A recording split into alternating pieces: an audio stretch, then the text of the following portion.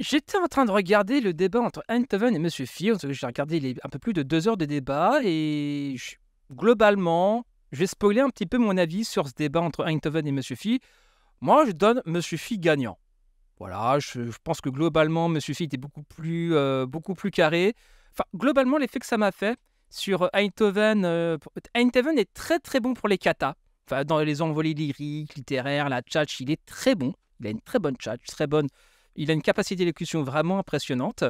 Mais Monsieur Phi, si tu veux, là où Einthoven, c'est les katas très gracieux. Monsieur Phi, il est arrivé, lui, c'est très simple. Balayette, coup de boule. Simple. C'est direct, il y a pas, voilà, c'est lui, il va au plus simple. Voilà, il va au plus simple, lui, c'est balayer de coup de boule. Voilà, c'est aussi simple que ça. Et il a réussi à mettre Einthoven sur la défensive. Bah, globalement, je donne le point à Monsieur Phi, tant sur la forme que sur le fond, tu vois. C'est, de toute façon, dès le premier argument, on va dire, Monsieur Phi a mis Einthoven, dès le premier round, il a mis vraiment sur la défensive, etc. Voilà, globalement, c'est vraiment l'impression que j'en avais. Mais vu que c'est un débat qui parlait de ChatGPT, je me suis dit, tiens, je vais passer la retranscription de la vidéo YouTube à ChatGPT et je lui ai demandé de commenter comme si c'était un match de boxe. Et donc, je laisse ChatGPT dire ton analyse. Alors, ChatGPT, est-ce que le combat de boxe, enfin, il était comment le combat? Ok Martin. Salut YouTube. Voici mon analyse détaillée, round par round, du débat entre Raphaël Einthoven et Emer Phi, en adoptant une approche similaire à un match de boxe philosophique, où chaque argument est un coup porté à l'adversaire, et où la défense et la contre-attaque jouent un rôle crucial. Premier round, présentation du sujet et des positions. Einthoven commence en déclarant que son livre, L'esprit artificiel, n'a jamais eu pour but d'être un traité technique sur l'IA. Il attaque Emer Phi en lui reprochant de ne pas avoir compris le véritable sujet de son ouvrage, qui est la réflexion sur l'esprit humain. Einthoven frappe ici avec un argument défensif mais fort, en recentrant la discussion sur son intention d'auteur. Emer Phi répond rapidement avec un direct, soulignant que le livre a été présenté au public comme traitant des limites de l'IA. Il reproche à Einthoven d'avoir profité de la médiatisation autour de l'IA sans en comprendre les enjeux techniques. C'est un contre-droit incisif, car il expose une incohérence entre la promotion du livre et son contenu réel. Résultat du round, Emer Phi gagne ce round. Son argument selon lequel Einthoven n'a pas respecté les attentes de son propre livre oblige ce dernier à se justifier dès le début. Einthoven est sur la défensive. Deuxième round, l'IA et la problématisation. Einthoven frappe avec une approche plus philosophique. Il soutient que l'IA, même avec des capacités avancées, ne peut pas problématiser de manière authentique. Il utilise des concepts abstraits tels que l'amour, affirmant que ces notions humaines échappent à la rationalité d'une machine. Son argument est élégant mais théorique.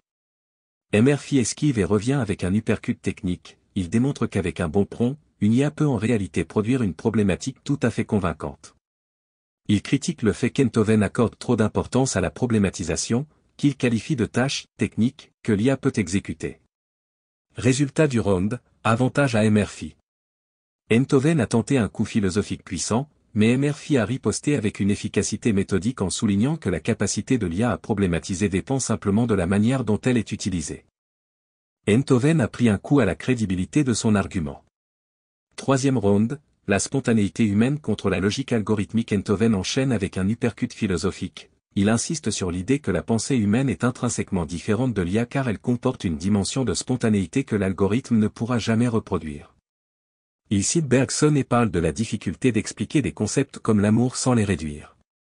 Emer Phi encaisse et contre-attaque en évitant le coup. Il critique la vision d'Einthoven comme un « vitalisme » qui cherche à attribuer des qualités mystiques à l'esprit humain. Il insiste sur le fait que la pensée est une fonction qui peut, en principe, être reproduite par une machine. Résultat du round, avantage à Einthoven, qui a marqué des points en s'appuyant sur des références philosophiques solides. Cependant, Emer Phi résiste bien et garde son terrain sur les arguments plus terre à accent grave terre et fonctionnel. Quatrième round, le débat sur le dualisme et le fonctionnalisme. Einthoven se défend contre l'accusation de dualisme en affirmant qu'il est un moniste spinoziste, ce qui signifie qu'il ne croit pas à une séparation stricte entre l'esprit et le corps. Il assène ici un coup de revers, clarifiant que sa pensée est cohérente avec le matérialisme. Emer Phi réplique avec un direct fonctionnel. Il explique que les états mentaux sont des états fonctionnels du cerveau et que ces fonctions peuvent théoriquement être imitées par une machine. Il critique la position d'Eindhoven, la qualifiant de vitalisme déguisé.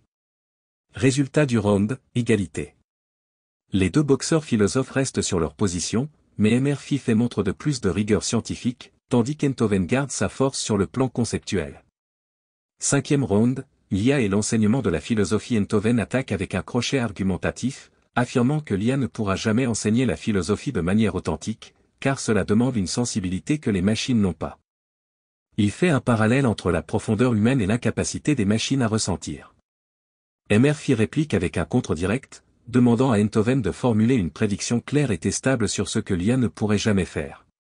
Il soulève le fait qu'Eindhoven n'offre pas de critères empiriques pour soutenir ses affirmations, ce qui affaiblit son argumentation. Résultat du round, Murphy l'emporte. Il force Eindhoven à admettre que ses prédictions sur les limites de l'IA manquent de fondement empirique, tout en conservant une approche méthodique et scientifique. 6e round, pensée humaine, intuition et philosophie classique. Eindhoven revient avec un uppercut métaphysique, insistant sur la spontanéité et l'intuition, des éléments qu'il considère comme irréductibles à un algorithme. Il invoque Kant et Bergson pour montrer que la pensée humaine comporte des aspects qui échappent à toute rationalisation. Murphy contre avec un jab méthodique, soulignant que ses intuitions philosophiques, bien que respectables, reposent sur des présupposés difficiles à justifier dans un débat empirique sur l'IA. Il insiste sur l'importance des tests et des preuves dans toute affirmation philosophique sur la technologie. Résultat du round, égalité. Eindhoven marque des points en réaffirmant la richesse de la pensée humaine, mais Murphy tient bon en ramenant le débat à des bases plus concrètes et vérifiables. Dernier round, conclusion et synthèse. Eindhoven tente de placer un dernier coup philosophique, concluant que même s'il reconnaît les avancées techniques de l'IA, il maintient que celle-ci ne pourra jamais comprendre ou reproduire la spontanéité et la complexité de l'expérience humaine. Murphy conclut avec une riposte finale précise, affirmant que tant qu'Eindhoven ne formule pas de critères testables pour ses affirmations, il reste dans le domaine de la spéculation. Il souligne qu'un débat sur les limites de l'IA doit inclure des éléments empiriques et vérifiables. Résultat du round, Murphy domine. Il termine le débat sur une note forte, en insistant sur le manque de preuves tangibles du côté d'Eindhoven.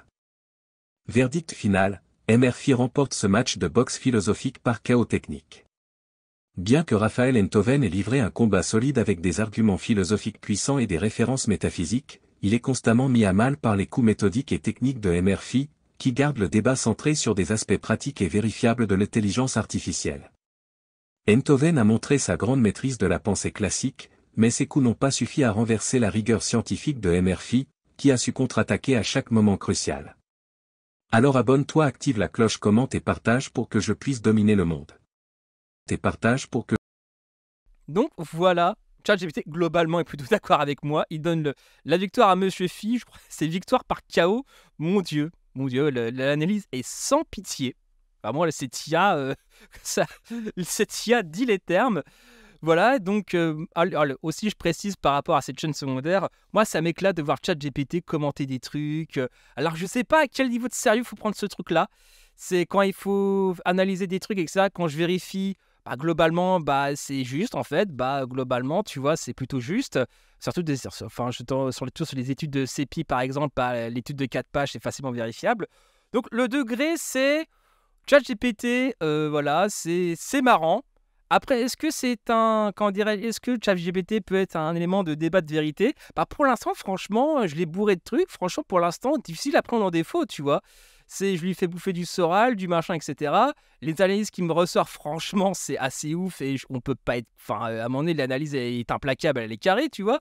Mais bon, voilà, voilà, c'est pour ça que je mets sur la chaîne secondaire que je ne mets pas non plus ChatGPT au même niveau qu'un politologue ou qu'un sociologue. On est là pour passer un bon moment avec un minimum de fond, c'est-à-dire un minimum de sérieux, mais à la fois sur ChatGPT. Donc, voilà, c'est un peu le prétexte. On rit un peu, le ChatGPT fournit son analyse. Moi, je commente un peu par-dessus en mode un peu troll, un peu foutage de gueule. Voilà, c'est un peu de la dynamique, mais quand même, il y a du fond. Quand même, il ne faut pas non plus nier qu'il y a un fond. Mais voilà, on va pas trop se prendre au sérieux. Donc, c'est peut-être la petite précision que je voulais apporter par rapport à ce format qui peut laisser un petit peu dubitatif par rapport à plein d'aspects.